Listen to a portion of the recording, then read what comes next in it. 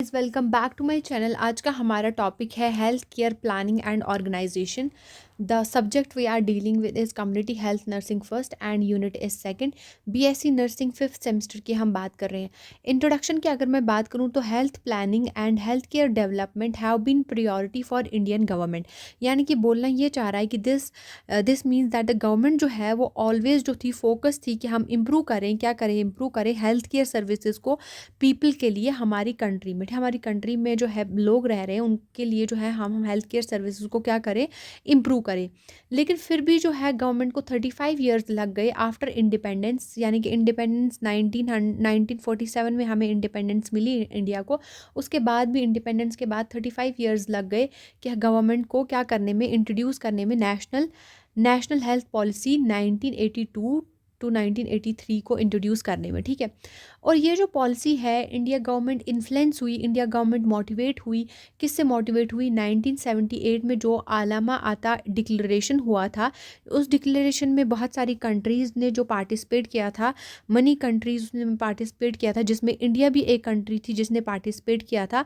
और उसमें जो है उस डिक्लेरेशन में ये बोला गया कि हेल्थ जो है वो सबके लिए है, यानी कि हेल्थ फॉर ऑल। ठीक है, हेल्थ फॉर ऑल। और ये मीटिंग जो है ये कज़ाकिस्तान में किया गया, आलम आटा। तो इसमें इन्फ्लुएंस हुआ इंडिया, और उसने क्या किया, नेशनल हेल्थ पॉलिसी 1982 टू 1983 को इंट्रोड्यूस किया। ठीक है।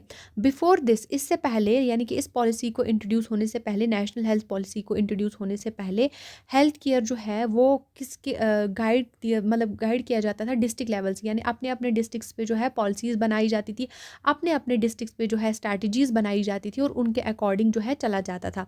The council of health and family welfare. लेकिन ये जो है council of health and family welfare जो है ये एक ऑर्गेनाइज्ड ऑर्गेनाइजेशन है, या आप बता सकते हो कि ये जो है ये एक क्या है, एक गवर्नमेंट है जिसने बहुत ही ज़्यादा हेल्प किया कि इन हेल्थ पॉलिसीज़ को क्रिएट करने में। ठीक है, हैज़ प्लेड क्रूशल रोल। इसने एक बहुत अच्छा रोल प्ले किया शॉप मतलब कि पॉलिसीज़ को शेप करने में। ठीक है, based upon the community recommendation. जो भी कम्युनिटी की नीड्स होती थी उसके अकॉर्डिंग ये क्या बनाते थे, पॉलिसीज़ बनाते थे। What is health planning? अब हम बात करते हैं हेल्थ प्लानिंग होता क्या है। According to WHO 1988, health planning is a systematic process. यानी कि WHO के अकॉर्डिंग अगर मैं देखूँ तो हेल्थ प्लानिंग क्या है, एक सिस्टमेटिक अप्रोच है, सिस्टमेटिक प्रोसेस है of organising decisions and actions. यानी कि जो भी हम डिसीजंस लेते हैं, जो भी हम एक्शंस लेते हैं, ठीक है, उनको ऑर्गेनाइज करती है, उनको एक सिस्टमेटिक प्रोसेस से चलाती है। ठीक है, to achieve specific health care goals, ताकि हमें जो है एक अच्छे हेल्थ केयर गोल्स मिले, जो भी हम गोल अचीव करना चाहते हैं वो हमें मिले। ठीक है, इट इन्वॉल्व्स लॉजिकल स्टेप्स, और इसमें स्टेप्स कुछ होते हैं ताकि हम इम्प्रूव कर सकें पब्लिक की हेल्थ को। इसमें क्या क्या स्टेप्स होते हैं?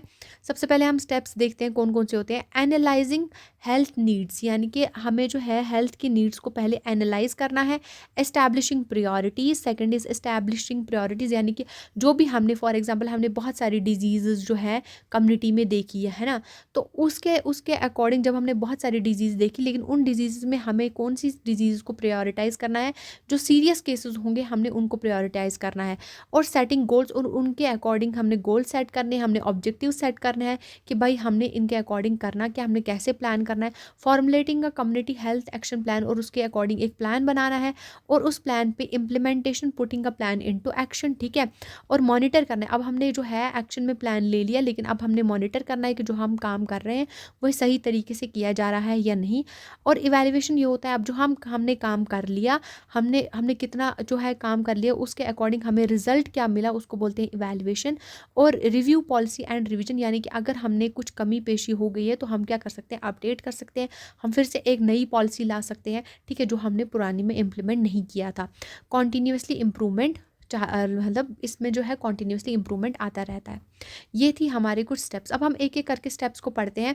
एनालाइजिंग हेल्थ नीड्स, यानी कि आइडेंटिफाई हेल्थ इश्यूज, हमने हेल्थ इश्यूज को जो है आइडेंटिफाई करना है। ठीक है, यूजिंग डाटा कलेक्शन, हम कैसे आइडेंटिफाई कर सकते हैं इन हेल्थ इश्यूज़ को, हम डाटा कलेक्शन के ज़रिए आइडेंटिफाई कर सकते हैं, हम सर्वेज के ज़रिए आइडेंटिफाई कर सकते हैं, हम रिसर्च के ज़रिए भी आइडेंटिफाई कर सकते हैं। Study demographics, disease patterns, health risk and social factors, यानी कि हम हम क्या क्या स्टडी कर सकते हैं, डेमोग्राफिक्स स्टडी कर सकते हैं, डिजीज़ का पैटर्न क्या है उसको स्टडी कर सकते हैं, और हेल्थ रिस्क यानी कि इसका डिजीज़ का रिस्क क्या है, और सोशल फैक्टर्स यानी कि कौन कौन से सोशल फैक्टर्स जो है इस डिजीज़ को इफ़ेक्ट कर रहे हैं।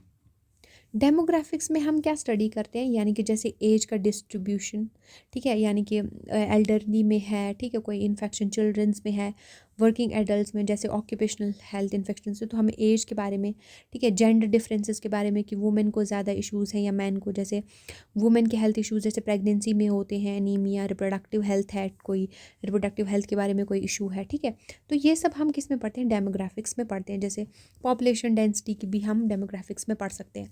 अब हम बात करते हैं की एस्पेक्ट्स टू स्टडी, यानी कि हमें इसमें क्या क्या पढ़ना है, एनालाइजिंग वाले हेल्थ नीड्स में हमें क्या क्या पढ़ना है, एज, सेक्स, इफ़ेक्टेड पॉपुलेशन, ठीक है। इससे हमें ये पता चलेगा कि कौन सी इफ़ेक्टेड पॉपुलेशन, यानी कि कौन सा एज जो है वो रिस्क पे है, कौन सा सेक्स, मेल ज़्यादा रिस्क पे है, फीमेल ज़्यादा रिस्क पे है, और कौन सी पॉपुलेशन इफ़ेक्टेड है, कौन सी पॉपुलेशन मतलब एल्डरली ज़्यादा इफ़ेक्टेड है, बूढ़े ज़्यादा हैं, ठीक है, बड़े ज़्यादा हैं। मॉर्बिडिटी एंड मोर्टिलिटी रेट्स, ठीक है। मॉर्बिडिटी क्या होता है, मॉर्बिडिटी होता है कि कितने लोगों में जो है वो डिजीज़ पाई गई है, ठीक है, मतलब कि कितना प्रेजेंस ऑफ डिजीज़ या फिर इलनेस जो है या फिर कोई हेल्थ कंडीशन पॉपुलेशन में है, ठीक है। इससे हमें ये पता चलता है कि कोई कॉमन डिजीज़ जो है स्पेसिफिक ग्रुप में कितनी है, ठीक है, हम रूरल कम्युनिटीज़ की अगर बात करें तो उसमें कितनी है, और मॉर्टिलिटी रेट यानी कि उस डिजीज़ से कितने लोग जो है मरे हैं। इससे हमें पता चलता है कि अगर ज़्यादा लोग मरे होंगे तो हमें पता चलेगा कि ये कंडीशन जो है ज़्यादा सीरियस है, यानी कि हमें सीवियरिटी पता चलती है उस डिज़ीज़ की, ठीक है। डिज़ीज़ डिस्ट्रीब्यूशन पैटर्न, डिज़ीज़ का डिस्ट्रीब्यूशन पैटर्न, उससे हमें ये पता चलता है कि डिज़ीज़ जो है वो बहुत ज़्यादा वाइड स्प्रेड करने वाली है या लोकलाइज रहने वाली है, ठीक है।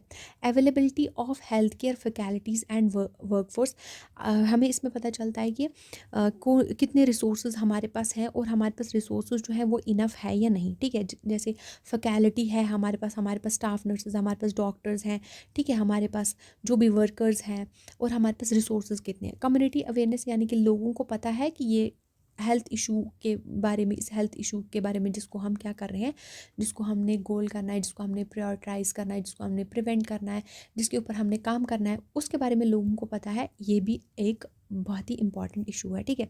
एग्जाम्पल की अगर मैं बात करूँ, if a village has high number of TB cases, अगर एक विलेज में बहुत सारे टीबी के केसेस आ रहे हैं तो nurse collects data, nurse collect करती है डाटा कि कौन सा जो एज ग्रुप है वो ज़्यादा इफेक्टेड है, इन्फेक्शन के सोर्सेज क्या है, यानी कि किससे जो है इन्फेक्शन फैल रहा है, और ट्रीटमेंट एक्सेस क्या, हमारे पास ट्रीटमेंट के लिए क्या क्या चीज़ें अवेलेबल हैं, एंड अवेयरनेस लेवल्स के लोगों को पता है कि ये टीबी का क्या होता है, ठीक है, कैसे फैलता है, इसके बारे में कुछ जानते हैं लोग।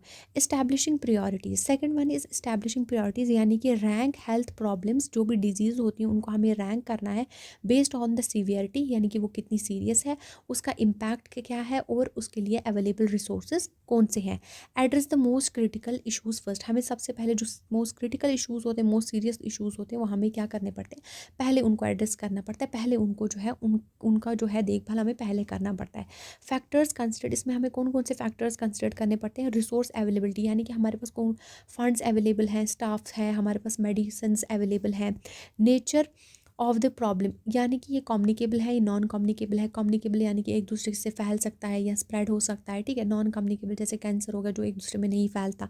इम्पैक्ट एंड कॉन्सिक्यूसनेस, यानी कि इसका जो है इसमें कोई बड़ा क्राइसिस तो नहीं हो सकता इसकी वजह से, आगे जाके इस डिजीज़ की वजह से क्या इम्पैक्ट हो सकता है। एग्जाम्पल की अगर मैं बात करूँ, अगर एक एरिया जो है वो फेस कर रहा है बहुत माल न्यूट्रिशन भी है और उसमें डेंगू भी है, माल न्यूट्रिशन के केसेस भी हैं और डेंगू के केसेस भी हैं एक कम्युनिटी में, लेकिन डेंगू में भी प्रायोरिटाइज, डेंगू को हम नंबर फर्स्ट पे रखेंगे, हमें उस प्रायोरिटी देंगे, क्यों, क्योंकि ड्यू टू फेटल रेट, यानी कि मरने का रेट जो है बंदों में, डेंगू वाले बंदों में ज़्यादा होता है, एंड रैपिड स्प्रेड, और ये स्प्रेड भी करता है, ठीक है, फैलता भी है।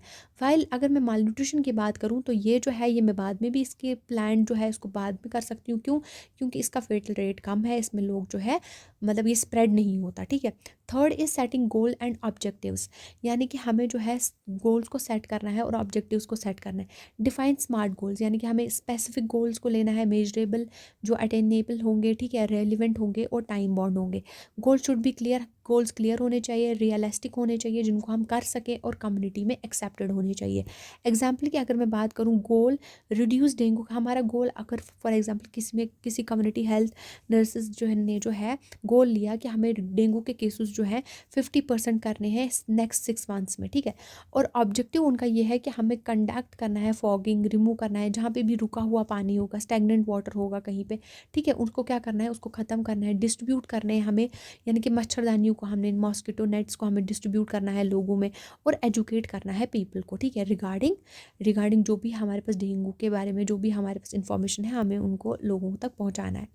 Fourth is formulating a community health action plan, यानी कि इसमें हम क्या करते हैं, डेवलप करते हैं strategies to tackle prioritised issues. अब हमने कोई बहुत सारे इश्यूज़ थे कम्युनिटी में, मतलब बहुत सारी डिजीज़ थी कम्युनिटी में, जैसे माल न्यूट्रिशन था, जैसे डेंगू था, है ना, बाकी सारा था, फ्लू था, कोल्ड था। तो हमने इसमें से जो सबसे इम्पॉर्टेंट वाला प्रायोरिटाइजिंग फैक्टर है, हमने उसको लेनी है, इंपॉर्टेंट डिजीज़ को हमने प्रायोरिटाइज़ किया। अब प्रायोरिटाइज़ करके हमने उसके खिलाफ स्ट्रैटेजीज़ बनानी है कि हमने उसको कैसे टैकल करना है उस प्रायोरिटाइज्ड इशू को। अलॉट फाइनेंशियल, यानी कि हमें उसके लिए फाइनेंशियल चीज़ें चाहिए, हमें ह्यूमन रिसोर्सेज चाहिए, क्या हमें स्टाफ नर्स चाहिए, स्टाफ चाहिए, टीम मेंबर्स चाहिए, इंफ्रास्ट्रक्चर रिसोर्सेज चाहिए, ठीक है, हमें इंफ्रास्ट्रक्चर चाहिए, हॉस्पिटल्स चाहिए, है ना। Example for maternal health improvement के लिए जो है हम क्या करते हैं, एक्शन प्लान हमारा ये होता है कि हमें प्री नेटल चेकअप ज़्यादा से ज़्यादा करने हैं, जो डिलीवरी से टाइम पे पहले हमें चेकअप ज़्यादा से ज़्यादा करने हैं, जैसे आयरन के सप्लीमेंट ज़्यादा से ज़्यादा देने हैं, न्यूट्रिशन प्रोग्राम्स हमें करने हैं, ठीक है, और हॉस्पिटल में डिलीवरीज करनी है। Fifth one is implementation. Implementation क्या है, जो भी हमने अब एक्शन लिया है उसको हमने इम्प्लीमेंट करना है, putting the plan into action, यानी कि हमें एग्जीक्यूट करना है हेल्थ प्रोग्राम्स इफ़ेक्टिवली। जो भी हेल्थ प्रोग्राम्स हमने किए लाए हैं, आप स्ट्रैटेजीज बनाइए, उनको हमने क्या करना है, उनको हमने एग्जीक्यूट करना है इफ़ेक्टिवली, ठीक है। ट्रेन करना है हमने हेल्थ केयर वर्कर्स को, एंड इनिशिएट करना है कि पब्लिक हेल्थ एक्टिविटीज़ को हमने क्या करना है, इनिशिएट करना है, ठीक है। एग्जाम्पल की अगर मैं बात करूँ, if goal is to reduce TB, यानी कि अगर फॉर एग्जाम्पल गोल हमारा ये था कि हमने रिड्यूस करना है टीबी को, तो हमें क्या करना है, हमें इम्प्लीमेंटेशन, इसमें क्या क्या इम्प्लीमेंटेशन हो जाएगी, फ्लू स्पूटम टेस्ट। इसमें क्या हो जाएगा, जब हम फ्लू स्पूटम टेस्ट रखेंगे तो उसमें ज़्यादा से ज़्यादा लोग टेस्ट करने के लिए आएंगे, और हम ज़्यादा से ज़्यादा बंदों को हम आइडेंटिफाई कर पाएंगे कि किन किन बंदों को टीबी है, ठीक है। Then there is door to door awareness. हम लोगों को डोर टू डोर, यानी कि घर से घर जाके हम उनको अवेयर कर सकते हैं अबाउट ट्यूबरक्लोसिस, ठीक है, और कैंपेन्स हम लगाएंगे, ठीक है। एंश्योरिंग मेडिसिन, जो भी मेडिसिन हैं हम उनके लिए अवेलेबल रखें। Sixth one is monitoring. Monitoring में हम क्या करते हैं, ट्रैक प्रोग्राम प्रोसेस, जो भी हमने अब प्रोग्राम लाया है, प्रोग्राम को हमने एक्शन, जो भी हमने अब स्ट्रैटेजी कोई एक्शन लिया है, उसको हमने क्या करना है, ट्रैक करते रहना है, कि यानी कि वो हमने उसको ट्रैक करते रहना है, ठीक है। प्रोग्रेस कि उसका कितना प्रोग्रेस हो रहा है, हम डाटा कलेक्ट कर रहे हैं, हम फीडबैक ले रहे हैं लोगों से, हम फील्ड को विजिट कर रहे हैं। Identify gaps and necessary adjustment, जो भी हमने गैप्स रखी हैं, नेसेसरी एडजस्टमेंट है, हमने वो करनी है। Example, if dengue cases are not decreasing, यानी कि अगर किसी ने स्ट्रैटेजी ये रखी थी, उसने ये एक्शन, ये गोल लिया था कि हमें डेंगू के केसेस को क्या करना है, रिड्यूस करना है, लेकिन डेंगू के केसेस जो है वो डिक्रीज़ नहीं हो रहे हैं, तो checkup whether mosquito control measures are prompt. तो अब हमने उसके लिए ये बोला था कि मॉस्किटो कंट्रोल मेजर्स के लिए हमने जैसे फॉर एग्जांपल उनको लोशंस दिए थे, है ना, जो, या फिर हमने मॉस्किटो नेट्स दिए थे, कि वो जो है वो मॉस्किटो कंट्रोल मेजर्स जो है वो उनको यूज़ कर रहे हैं, या मॉस्किटो कंट्रोल, जैसे हम स्टैग्नेंट वाटर को हमने बोला था कि ब्रीड नहीं होने देना है ना मॉस्किटोज़ को, वो ले रहे हैं, ये प्रॉपरली इम्प्लीमेंट कर रहे हैं। If people are following preventive guidelines, जो भी हमने उनको प्रिवेंटिव गाइडलाइंस दी थी, जैसे मॉस्किटो नेट्स का यूज़ करना, रिपेलेंट्स का यूज़ करना, वो प्रॉपरली उनका यूज़ कर रहे हैं या नहीं, ठीक है। Seventh one is evaluation. Evaluation होता है assess effectiveness by comparing result with set objectives, यानी कि इसमें क्या होता है कि हम कंपेयर करते हैं जो भी हमने रिजल्ट हमने सोचा हुआ था, ठीक है, कि हमने ऐसा सोचा हुआ था लेकिन ऐसा हुआ, पहले ऐसा था अब ऐसा है, ठीक है। हम रिजल्ट्स को कंपेयर करते हैं, और उसके अकॉर्डिंग जो है हम क्या करते हैं, ऑब्जेक्टिव्स को सेट करते हैं आगे के लिए। आइडेंटिफाई व्हाट वर्कड, कि कुछ चीज़ें जो हमने की हैं क्या क्या उसमें से काम कर गया और क्या काम नहीं किया और किस चीज़ पे हमें इम्प्रूवमेंट करने की ज़रूरत है। एग्जाम्पल की अगर मैं बात करूँ, if goal was to reduce malaria, अगर हमारा ये गोल था कि हमें रिड्यूस करना है मलेरिया 40% इन 6 मंथ्स, यानी कि नेक्स्ट 6 मंथ्स में हमारा ये गोल था कि हमने 40% जो है मलेरिया इस कम्युनिटी से रिड्यूस कर लेना है, लेकिन हमने अचीव कितना किया, 20% ही हम रिड्यूस कर पाए। तो इवेल्युएट करना है हमें, इफ़ मोर, क्या हमें ज़्यादा से ज़्यादा फॉगिंग की ज़रूरत है, हमें अवेयरनेस प्रोग्राम्स की ज़रूरत है, हमें किस चीज़ की ज़रूरत है, कहाँ पे हमें हमारी कमी रह गई जिसकी वजह से हम 20% ही अचीव कर पाए। ठीक है। 8th 1 is policy review and revision.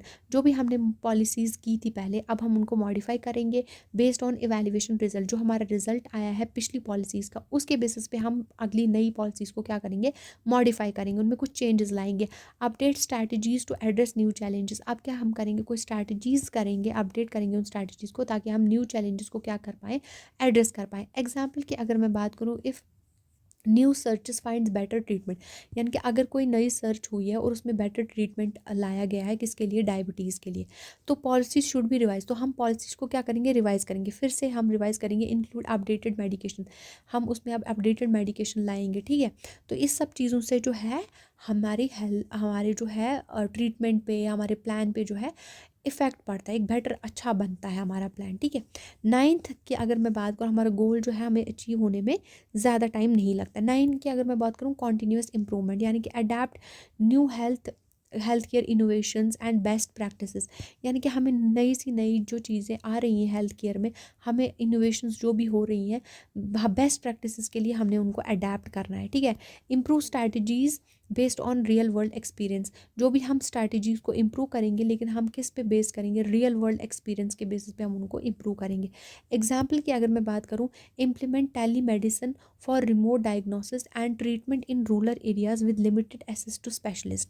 Tele medicine क्या होता है, टेली मेडिसिन होता है जैसे फॉर एग्जांपल वीडियो कॉल्स करना, मोबाइल ऐप्स का यूज़ करना। ठीक है।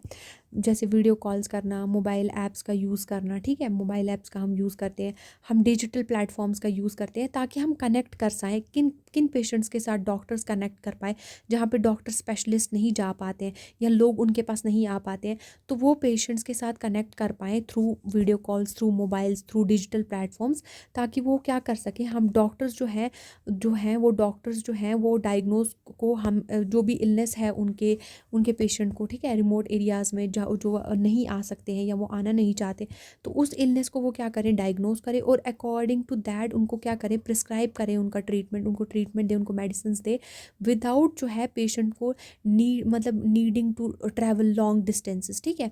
ताकि वो हॉस्पिटल्स को, क्लिनिक्स को विजिट करने के लिए उनको ज़्यादा रूरल एरिया से बहुत टाइम लगता है आने में, तो ये होता है टेली मेडिसिन। ठीक है। जो हम किस पे, फ़ोन के ज़रिए से देते हैं, रिमोट डायग्नोसिस में, जो बहुत ही रिमोट एरियाज़ होते हैं, फार फ्लंग एरियाज़ होते हैं, treatment in rural areas with limited access, जो कि बहुत ही, जिनमें लिमिटेड एसेस होता है। ठीक है। बहुत ही कम एसेस होता है किसका, स्पेशलिस्ट का। ठीक है।